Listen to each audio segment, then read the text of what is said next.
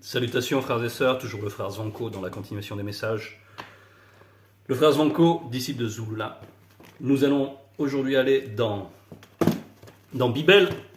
Donc, pour ceux qui ne connaissent pas, le seul récit authentique qui infirme toutes les Bibles actuelles, contemporaines, toutes les versions que vous pouvez voir, elles sont toutes confondues par Bible.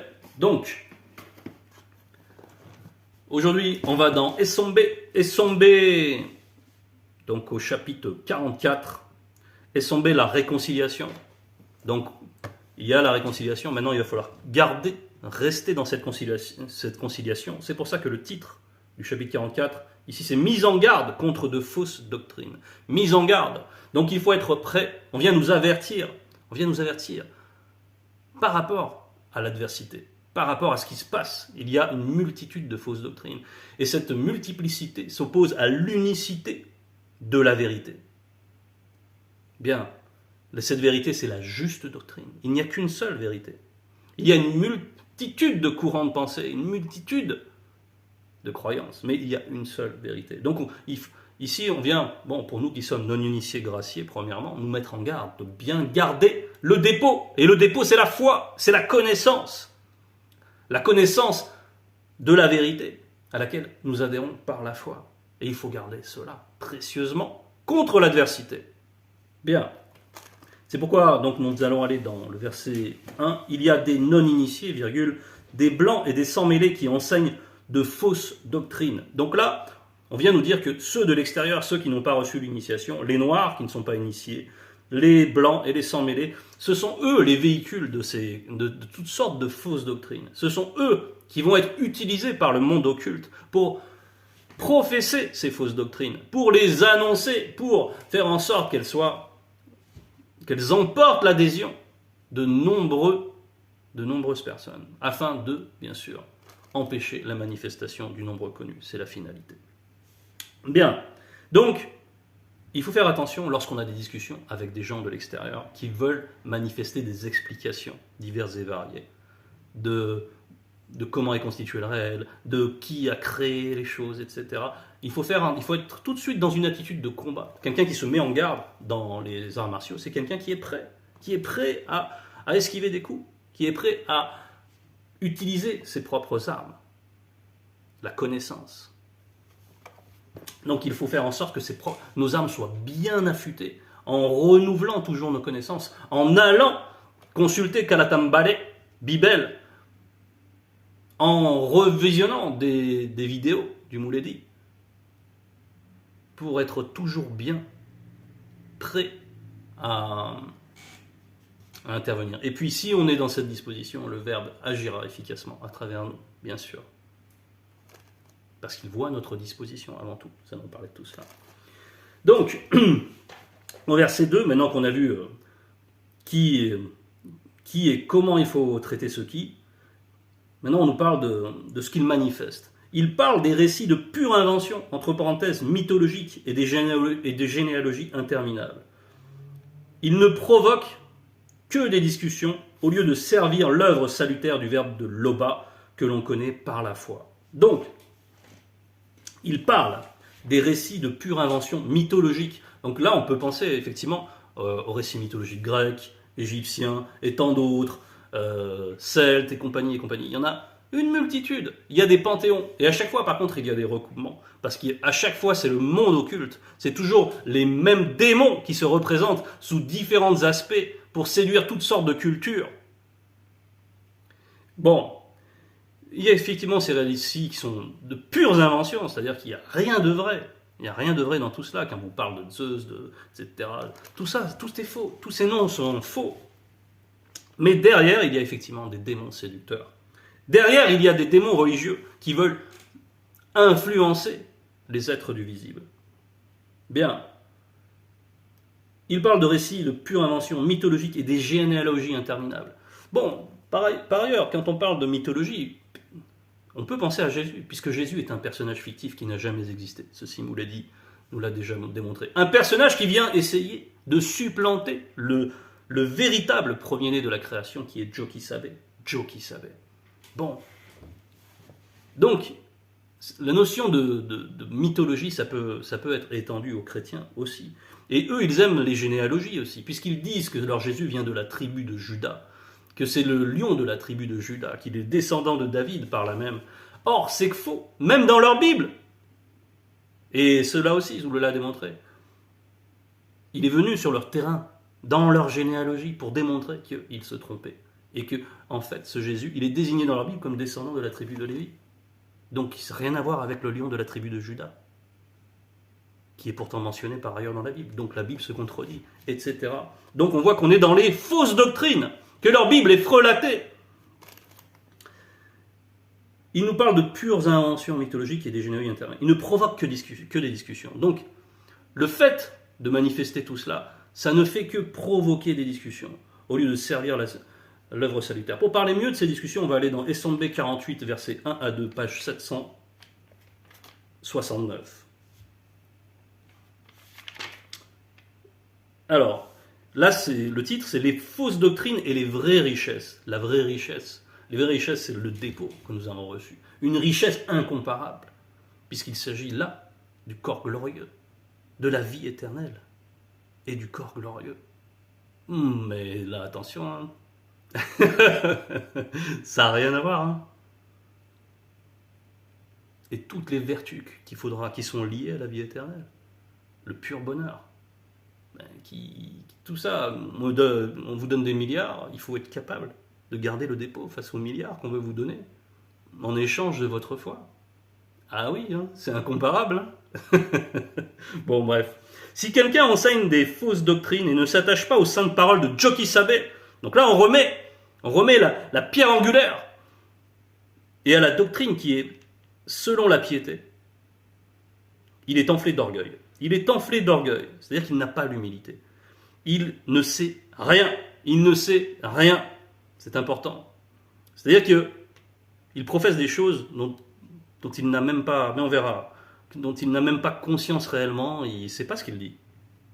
Il a la maladie des questions oiseuses. On retrouve la notion de discussion stérile, là, des questions oiseuses, donc qui sont propres à la vanité, et des disputes de mots, d'où naissent l'envie, les querelles, les calomnies et les mauvais soupçons. Les disputes de mots, c'est typiquement les débats. Et on aime, et c'est ces gens-là, donc ceux qui professent la fausse doctrine, ceux qui se présentent comme des pasteurs, comme Gédéon de la Tchétchouva et tant d'autres, ils aiment les débats, ils aiment se mettre en spectacle, ils aiment profiter de l'ignorance des foules pour manifester ce qu'ils pensent connaître, alors qu'ils ne connaissent rien, ils ne font que réciter des choses sans en maîtriser la substance. Mais on les reconnaît à ça, ils aiment ces choses-là, ils aiment ces disputes de mots. Et tout ça fait naître quoi? De l'envie, des querelles, des calomnies, des mauvais soupçons. Parce que c'est un business. Parce qu'il y a une fausse richesse là-dedans. Parce que derrière, ils glanent des foules. Et derrière ces foules, ils glanent beaucoup d'argent. Voilà. C'est ça et aussi la gloriole, la recherche de la reconnaissance. Attention, j'ai été mandaté. Alors qu'ils n'ont jamais été mandatés par le spirituel. C'est eux-mêmes qui se sont déclarés hommes de Dieu. Les dieux m'a dit. Bien. Et au final, tout ça, bien sûr, ça ne peut générer que de mauvais fruits. Et on l'a vu, cette dispute, les querelles, etc. L'envie, l'avarice, toutes sortes de démons vont venir se greffer. Parce que les fausses doctrines, elles sont mues avant tout par les démons religieux. Mais derrière, ça ouvre après d'autres portes, et c'est la confusion générale. Et c'est le but du monde occulte, qu'il y ait de la confusion, qu'on ne puisse plus discerner, qu'on soit enténébré. Il ne provoque que des discussions au lieu de servir l'œuvre salutaire du Verbe de l'Oba, que l'on connaît par la foi. Là, je suis dans le verset 2 du chapitre 44. Donc là, on nous parle de l'œuvre salutaire du Verbe de l'Oba, l'œuvre salutaire, qui s'oppose aux œuvres mauvaises. Il y a l'œuvre salutaire, c'est tout ce qui va édifier.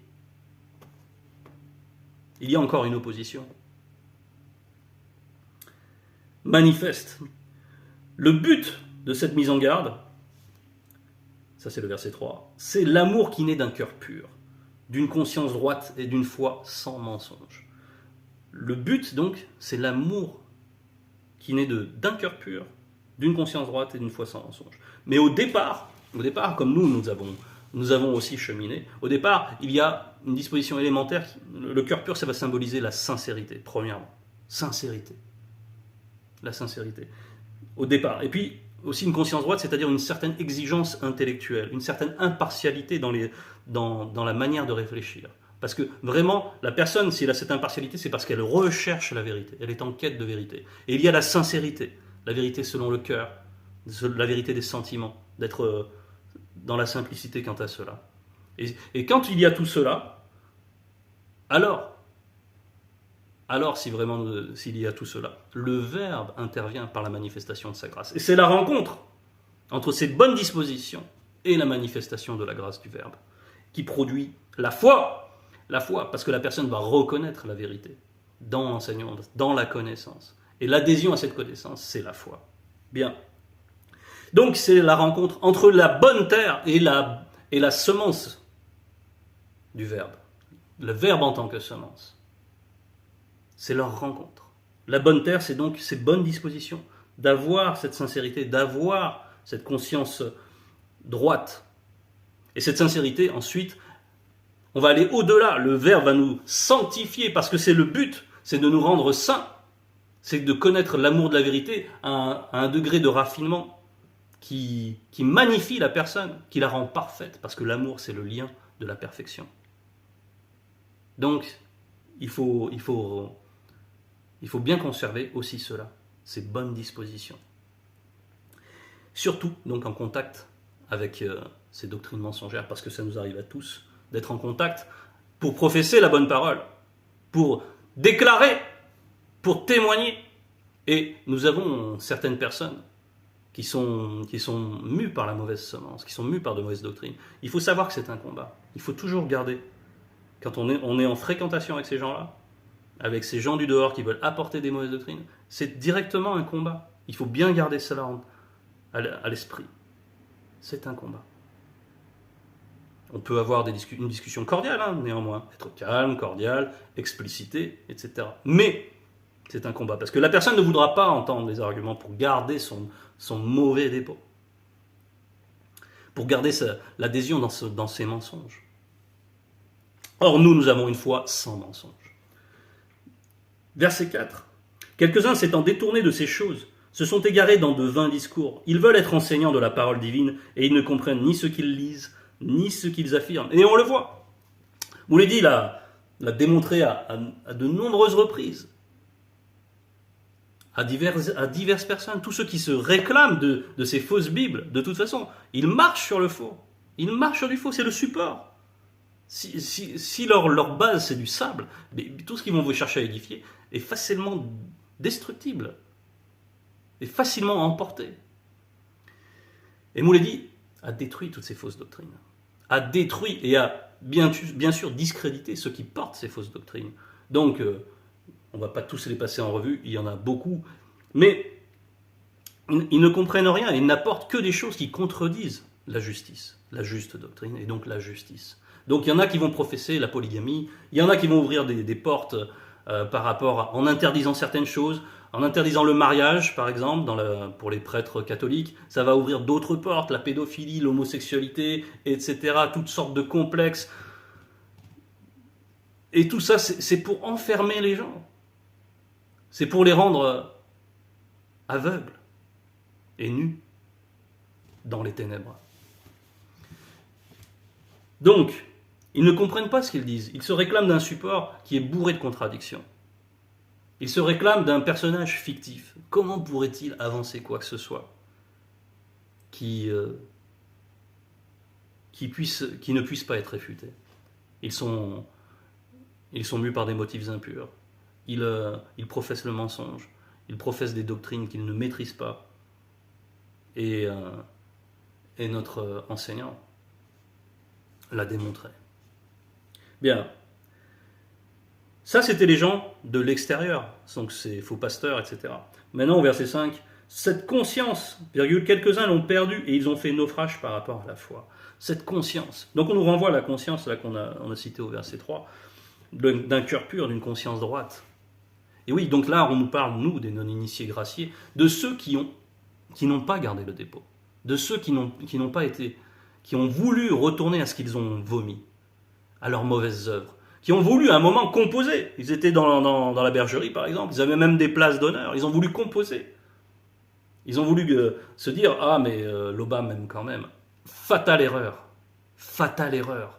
de croire qu'on peut suivre ces deux routes en même temps, qu'on peut continuer à pécher, suivre ses mauvais penchants, retourner au vieil homme qui se corrompt, de retourner au vomi, et en même temps continuer à dire gloire à Loba, et que la grâce, de toute façon, je suis dans la grâce, puisque je suis rentré dans la bergerie, ou puis, voilà. Ça, c'est une illusion, c'est une séduction. Et quand on est ancré dans cette conviction-là, c'est déjà fini, en fait. Donc, nous allons aller dans Mutatedi, qui en parle, avec efficacité, bien sûr.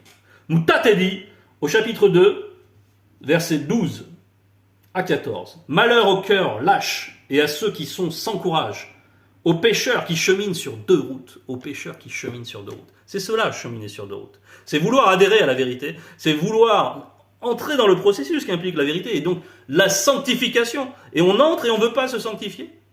On veut juste écouter la connaissance, sans y adhérer véritablement. Esprit, âme et corps. Malheur au cœur sans courage qui n'a pas confiance, pour cela il ne sera pas protégé. Malheur au cœur sans courage qui n'a pas confiance. La confiance, c'est donc la foi. Il ne sera pas protégé, c'est-à-dire qu'on enlève la protection. On enlève la protection. Si on enlève la protection, qu'est-ce qui reste? Eh bien, le monde occulte va se charger de nous. C'est lui qui va reprendre la tutelle, c'est lui qui va revenir avec des fausses doctrines pour convaincre la personne de sortir, de pouvoir s'adonner pleinement à ses mauvais penchants. Et on va finir au verset 14. Malheur à vous qui avez perdu la persévérance. Que ferez-vous quand le verbe de Loba vous examinera? Qu'est-ce qui va se passer quand on va avoir atteint le seuil connu qui va enclencher la disqualification de la personne? Ce sera un apostat. Et les personnes qui avaient des responsabilités dans les bassis, dans en tout cas la bergerie, des personnes qui avaient ces responsabilités, elles se retournent contre l'enseignant, contre notre Mouledi, contre le deuxième né de la création, puisqu'ils ne veulent plus croire en lui, ils ne veulent plus croire qui il est, ils ne veulent plus croire en Loba même, mais pourtant ils vont parler de Loba. Ils vont sortir et ils vont parler du Créateur. Et même des fois, certains continuent à dire Loba, mais qui vous a appris que c'était Loba? Et on les voit, comment ils échouent, comment ils font naufrage. Naufrage parce que le naufrage, c'est quand la coque, elle est percée. Il y a des trous, et l'eau s'infiltre, et hop, le bateau coule. Et bien, quand le bouclier de la foi est parsemé de brèches, de doutes, eh bien, c'est ce qui se passe. L'eau va s'infiltrer. La mauvaise doctrine, le doute, va permettre l'infiltration de la mauvaise doctrine et va finir par convaincre, va rentrer dans le sein des saints et va enlever le dépôt. Et donc c'est le naufrage. Et donc c'est la contamination sans retour possible. Sans retour possible. Donc il faut bien sûr se garder de cela. Quand il y a un doute, quand vous avez le moindre doute sur quoi que ce soit, il faut premièrement prier. Dire, attends, ça c'est pas clair, bon, il faut que je remette ça en prière, et je vais demander à être éclairé à ce sujet. Ça c'est la première chose. Et c'est vraiment la première chose, toujours mettre la prière en premier, dans tout ce que nous envisageons, tout ce que nous projetons, tout ce qui nous gêne dans notre marche, il faut remettre ça en prière, et ensuite, quant au doute, il faut poser des questions. C'est très important. Et nous, dans la bergerie, vous le savez, on a accès directement, on vous l'a dit, pour poser des questions. Donc il faut user de cela. C'est pas là, il n'y a rien au hasard. C'est fait pour ça. C'est pour lever les doutes. Lever, les extirper, et montrer qu'en fait, ce n'était qu'une illusion. C'était qu'une mauvaise compréhension. Et après, tout s'éclaire, et on est heureux, on est content, on part avec notre réponse. Mais dans la manière de poser des questions, il faut la sincérité, il faut la simplicité, il faut cette impartialité intellectuelle, il faut vraiment rester connecté, il faut garder ses dispositions. Parce que ils ont fait naufrage quant à cela parce qu'ils n'ont pas gardé ses dispositions. Donc verset 6, « Je rends grâce à celui qui m'a fortifié, à Joki Sabé, de ce qui m'a jugé fidèle, en m'établissant dans le ministère, moi qui étais auparavant un persécuteur, un homme violent. Mais j'ai obtenu miséricorde, parce que j'agissais par ignorance, dans l'incrédulité. Voilà, là, ici on nous parle du chemin inverse, c'est-à-dire que les autres là, ceux qui sont sortis, au verset 5 là, ils ont un zèle amer. Ils ont un zèle amer, ils ont besoin d'essayer de se justifier, alors ils font des vidéos pour essayer de discréditer notre Mouledi, mais ils se ridiculisent. Ils sont privés d'intelligence, ils ne peuvent que dire que des inepties. Et on voit quel zèle amer, on voit leur physique qui s'est désagrégé, on voit qu'ils sont vindicatifs, qu'ils sont pleins de rancune, etc. Et c'est moche, c'est la laideur spirituelle, et on s'en aperçoit. Il y en a un qui est mort, alors qu'il était jeune, ils ont tous les traits tirés, ils ne sont pas contents. Nous, on est contents, parce que on est alimenté par l'esprit, par le Mundi Musangi. Donc il y a la joie, donc on est content. Bon. Et là, donc, ce qu'on vient de lire à propos du cheminement de Essambe, qui parle de ce cheminement, lui, il avait ce zèle amer, il vient de ce zèle amer. Il était avec des non-initiés, des blancs, des sans-mêlés, qui lui avaient inculqué une fausse connaissance. Il était mu par ces fausses doctrines, il était zélé dans ces fausses doctrines. Et il a persécuté, donc, des membres des Bassis. Mais il a fait ça par ignorance. Et le verbe tient compte de l'intention, c'est très important. L'intention, c'est même le plus important. Et oui, parce que le verbe, c'est la justice. Et donc, il lui a été fait grâce. Donc, il parle de ce cheminement inverse. Il est sorti du zèle amer. Il a connu l'amour de la vérité au plus profond. Et il a développé un zèle extrême dans le bon sens. Verset 7. Et la manifestation de la grâce de Loba par le Mundi a surabondé avec la foi et l'amour qui sont selon le verbe. C'est ce que nous venons de dire. Il a surabondé, c'est-à-dire que là, il a tellement œuvré, il a tellement produit de bonnes choses, de bonnes œuvres derrière, il a tellement convaincu. Et c'est ça. Et en cela, il a été heureux, malgré toutes les épreuves qu'il a traversées. Il a goûté une nourriture spirituelle. Il était dans d'autres sphères, dans une conscience pure et transcendée. Verset 8, c'est une parole vraie et entièrement digne d'être reçue que Joki Sabe est venu dans le visible pour sauver ceux connus de la race originelle, entre parenthèses, noire. Joki Sabe, là on remet le support, on remet la pierre angulaire du temps de la venue de Joki Sabe. C'était lui la pierre angulaire. Il est toujours la pierre angulaire, bien sûr, dans la foi. Mais il est venu uniquement pour le peuple noir. Et ces Bibles frelatées disent que Jésus est venu uniquement pour les brebis perdues d'Israël. Puis vient Paul, qui vient contredire son maître, qui vient dire non, mais en fait, c'est bon, j'ai eu la révélation. C'est open bar, que tout le monde vienne. Que tout le monde vienne, on va faire un gros mouvement, on va bâtir un gros empire avec une seule foi, et on va faire en sorte que l'empereur Constantin soit bien content, avec des récits trafiqués et mensongers. Et oui, ce sont ça les motifs impurs, c'est rechercher des choses strictement, bassement matérielles, bassement charnelles. Voilà. Non, Joki Sabe est venu uniquement pour la race noire. La révélation, c'est premièrement pour la race noire. C'est pour que l'héritage soit pour la race noire. C'est normal. C'est normal, puisque dès le départ, à travers Moto, parce que Joki Sabe est venu rétablir ce qui a été rompu. Il est venu restaurer tout cela, ce qui avait été rompu lorsque Moto a chuté. Bien. Donc c'était normal que c'était d'abord le peuple noir. Et vient ensuite le deuxième né, qui est la deuxième pierre angulaire. Le deuxième né de la création, c'est Zulu Lassan. Et tous ceux qui sont en quête de vérité, et tous ceux qui sont mus par la sincérité, par cette exigence d'honnêteté intellectuelle, d'impartialité intellectuelle, tous ceux qui sont vraiment en quête, aujourd'hui le salut est ouvert aussi pour les blancs, pour les sans-mêlés. Parce que la grâce surabonde, comme nous l'avons vu. La grâce surabonde. Et l'amour que manifeste Loba est tellement profond qu'on ne s'en tient qu'à ses intentions. à la disposition intérieure de l'être, car c'est la justice, le verbe de Loba. Voilà, c'était le message. Gardons bien le dépôt, frères et sœurs. Honneur et gloire à Loba.